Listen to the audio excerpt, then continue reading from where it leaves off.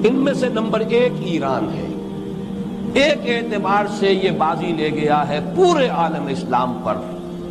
اس حقیقت کا اعتراف کیے بغیر نہیں رہا جا سکتا، پورے عالم اسلام میں یہ واحد مسلمان ملک ہے جس نے بہرحال اپنی شریعت اپنے عقائد کے مطابق ایک مذہبی انقلاب برپا کیا، کہ اس پہلو سے ایران ان کا ٹارگٹ ہے، ٹارگٹ نمبر 1 ایک خاص اعتبار سے۔ ٹارگٹ نمبر 1 ایک دوسرے اعتبار سے ہم ہیں، وہ میں بعد میں عرض کروں۔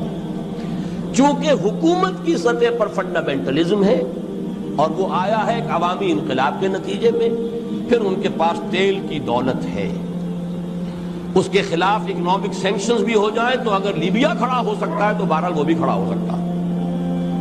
یہ ہے ایران کا معاملہ۔ نمبر 2 پاکستان۔ ایران اور پاکستان کو آپ بریکٹ کر لیجئے، یہ اس نیو ورلڈ آرڈر یہودی اور عیسائی گٹھ جوڑ کا جو ٹارگٹ نمبر 1 ہے، ایک اعتبار سے ایران ہے، ایک اعتبار سے پاکستان۔